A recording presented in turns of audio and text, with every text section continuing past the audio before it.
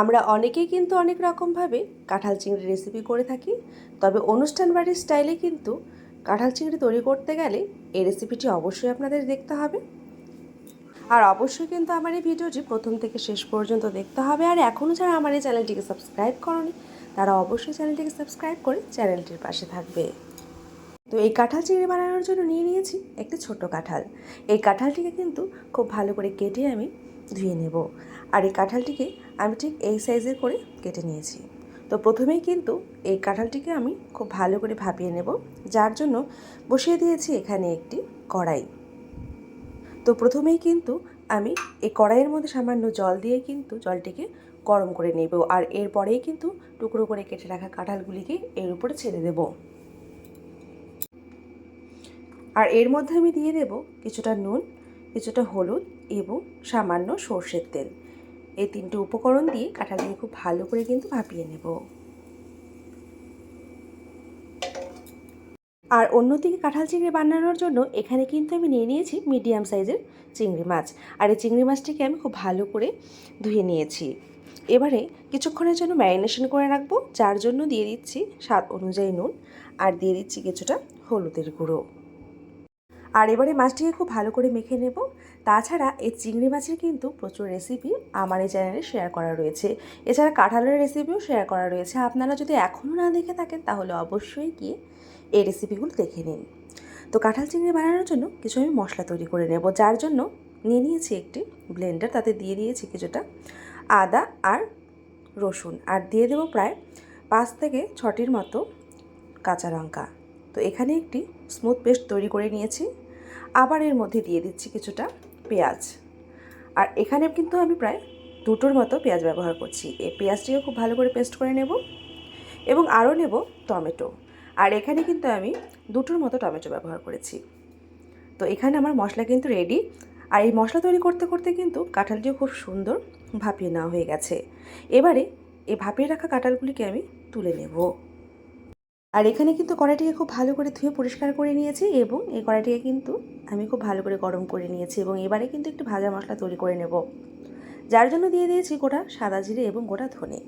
এই মশলাটি কিন্তু না দিলে সত্যি বিয়েবাড়ির মতো কিংবা অনুষ্ঠান বাড়ির মতো টেস্ট আনাই যাবে না। আর এছাড়া এই মশলাটি কিন্তু আপনারা আরও অনেক রেসিপিতেই ব্যবহার করতে পারেন। তো অন্যদিকে আমি মশলাটিকে নামিয়ে ঠান্ডা করে গুঁড়ো করে নিয়েছি। আর এখানে দিয়ে দিয়েছি সর্ষের তেল। আর সর্ষের তেলটিকে খুব ভালো করে গরম করে নিয়েছি। এবারে ম্যারিনেশন করে রাখা চিংড়ি মাছগুলিকে একে একে কিন্তু দিয়ে ভেজে নেব।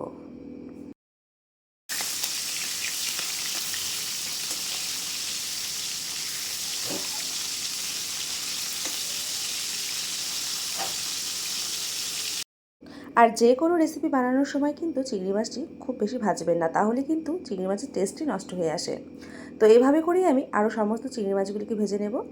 এবারে ভেজে নেব কেটে রাখা আলু। আর এই আলুটিকেও কিন্তু আমি হালকাভাবে ফ্রাই করে নেব। আর আপনারা তো অনেকেই অনেক রকমভাবে কাঁঠাল চিংড়ির রেসিপিটি তৈরি করে থাকেন, তবে একবার হলেও কিন্তু এই স্টাইলে কাঁঠাল চিংড়ির রেসিপিটি তৈরি করে দেখতে পারবেন, একদমই মুখে লেগে থাকার মতো। তো এখানে কিন্তু আমার আলুগুলিও ভেজে নেওয়া হয়ে গেছে। এবারে আমি ভাপিয়ে রাখা কাঁঠালগুলিকে কিন্তু এই তেলের মধ্যে ভেজে নেব।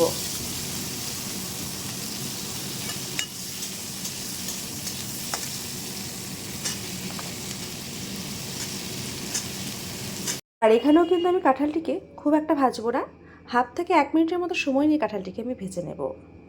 আর এখানে দেখুন কাঁঠালটি ভেজে নেওয়ার ফলে কিন্তু এর টেস্টটি অনেকটাই বাড়িয়ে তুলবে।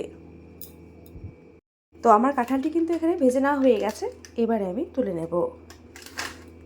আর এছাড়া আপনারা যদি কাঁঠালের অন্য কোনো রেসিপি দেখতে চান তাহলে অবশ্যই আমাকে কমেন্টের মাধ্যমে জানাতে পারেন। আমি অবশ্যই সেই সমস্ত রেসিপি আপনাদের সাথে শেয়ার করে দেব।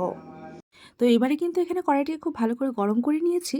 আর এবারে আমি দিয়ে দিচ্ছি সর্ষের তেল। সর্ষের তেলটিকে খুব ভালো করে গরম করে নেব এবং ফোড়নের জন্য দিয়ে দেব 2টো শুকনো লঙ্কা, 2টো তেজপাতা, সাদা জিরে আর 3টের মতো এলাচ। এই ফোড়নের মশলাটিকে খুব ভালো করে ভেজে নেব যতক্ষণ না এর থেকে খুব সুন্দর একটি স্মেল বেরোচ্ছে। এই ফোড়নের মশলাটি কিন্তু খুব সুন্দর করে ভেজে নেওয়া হয়ে গেছে আর এর থেকে খুব সুন্দর একটি স্মেল বেরোচ্ছে। ঠিক এই অবস্থাতেই আমি দিয়ে দেব কুচি করে কেটে রাখা পেঁয়াজ। আর এখানে পেঁয়াজের পরিমাণটা একটু বেশি দিলেই ভালো হয়। তো এখানে কিন্তু আমি বড় সাইজের 2টো পেঁয়াজকে কুচি করে কেটে নিয়েছি। এই পেঁয়াজগুলিকেও কিন্তু আমি হালকাভাবে ফ্রাই করে নেব।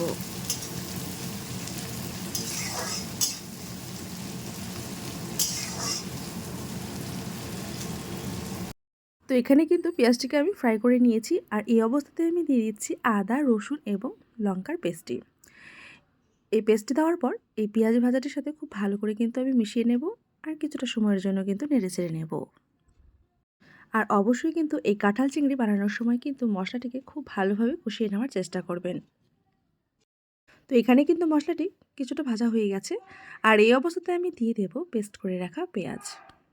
তো এবারে কিন্তু সমস্ত মশলাটিকে আমি হাতে কিছুটা সময় নিয়ে খুব ভালো করে কষিয়ে নেব, যাতে করে এর থেকে কোনো রকম কোনো কাঁচা ভাব না থাকে। আর এর মধ্যে কিন্তু আমি সামান্য জল অ্যাড করে দেব। এই জলটি দিয়ে মশলাটিকে খুব ভালো করে কষিয়ে নিলে কিন্তু সত্যি মশলাটি খুব ভালো কষানো হয়। আর যে কোনো রান্নাই না হাতে একটু সময় নিয়ে রান্না করলে কিন্তু এই রান্নার টেস্টই সত্যি খুব ভালো আসে। তো এখানে কিন্তু এবারে আমি কিছু গুঁড়ো মশলা অ্যাড করে দেব। দিয়ে দেব কিছুটা হলুদের গুঁড়ো, দিয়ে দেব কাশ্মীরি লাল লঙ্কার গুঁড়ো, দিয়ে দেব কিছুটা জিরের গুঁড়ো, আর দিচ্ছি গরম মশলার গুঁড়ো। এই সমস্ত মশলার গুঁড়োটিকে দিয়ে মশলাটির সাথে খুব ভালো করে মিশিয়ে নেব, এবং আরও কিছুটা সময় ধরে কিন্তু আমি মশলাটিকে কষিয়ে নেব। আর আমার এঁচোড় খেতে কিন্তু সত্যি দারুণ লাগে। তো আমার মতো আপনাদের মধ্যে কাদের কাদের এঁচোড় খেতে খুবই ভালো লাগে, তারাও কিন্তু আমাকে কমেন্টের মাধ্যমে জানাতে পারেন। তো এখানে দেখুন মশলাটিকে কিন্তু খুব সুন্দর করে আমি কষিয়ে নিয়েছি। এবারে আমি দিয়ে দিচ্ছি টমেটো পেস্টটি। টমেটো পেস্টটি দেওয়ার পর আমি হালকা করে কষিয়ে নেব, এবং এরপরে কিন্তু এর মধ্যে অ্যাড করে দেব কিছুটা টক দই। আর এই টক দইটিকে কিন্তু আমি খুব ভালো করে ফেটিয়ে রেখেছিলাম, আর এই টক দইটি কিন্তু আমি নিজে হাতেই তৈরি করে নিয়েছি। আপনারা যদি কী করে টক দই বানাতে হয় সেটা দেখতে চান, তাহলে আমাকে অবশ্যই কমেন্টের মাধ্যমে জানাতে পারেন, কিংবা আমি মিষ্টি দইয়ের কিন্তু রেসিপি আপনাদের সাথে আর কিছুদিনের মধ্যেই শেয়ার করতে চলেছি। তো এখানে দেখুন মশলাটিকে খুব ভালো করে কষানো হয়ে গেছে। ঠিক এই অবস্থাতেই আমি দিয়ে দেব ভেজে রাখা আলু এবং ভেজে রাখা এঁচড়গুলি। এই এঁচড় এবং আলুটির সাথে মশলাটিকে খুব ভালো করে মিশিয়ে নেব, আর হাতে প্রায় 1 থেকে 1.5 মিনিটের সময় নিয়ে আবারও কিছুটা সময় ধরে কিন্তু মশলাটির সাথে আলুটিকে এবং এঁচড়গুলিকে কষিয়ে নেব।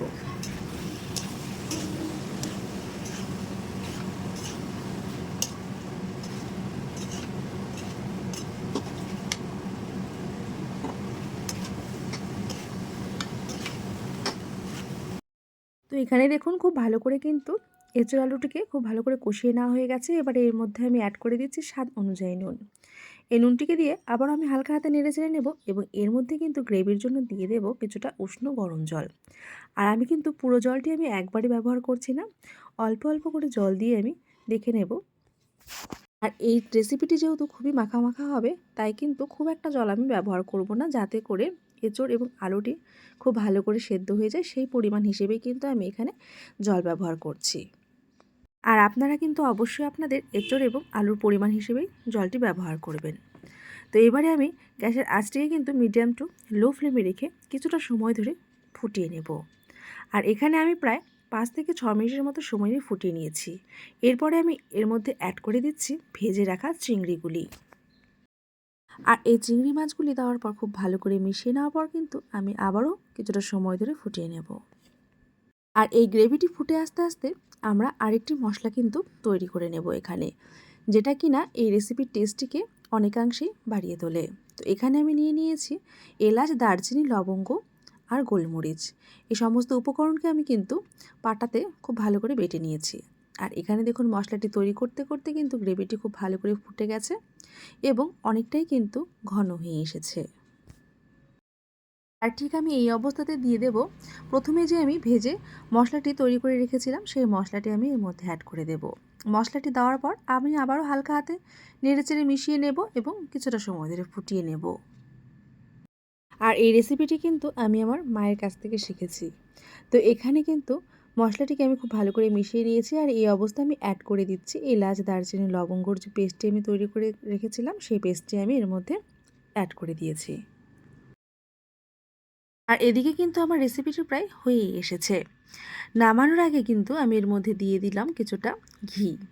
আর এই ঘিটি দেওয়ার পরও খুব ভালো করে মিশিয়ে নেব, এবং 1/2 থেকে 1 মিনিটের মতো সময় নিয়ে কিন্তু আমি গ্যাসের আঁচটিকে অফ করে দেব। তো এখানে দেখুন খুব সুন্দর কিন্তু গ্রেভি তৈরি হয়েছে, আর দেখতে যতটা লোভনীয় লাগছে খেতেও কিন্তু সত্যি অনুষ্ঠান বাড়ির চাইতে কোনো অংশেই কম না। আপনারা কিন্তু না তৈরি করলে একদমই সেটা বুঝতে পারবেন না। তো আপনারাও বাড়িতে এঁচোড় চিংড়ি তৈরি করুন এবং সেটা কেমন হলো অবশ্যই আমাকে কমেন্টের মাধ্যমে জানান। ধন্যবাদ।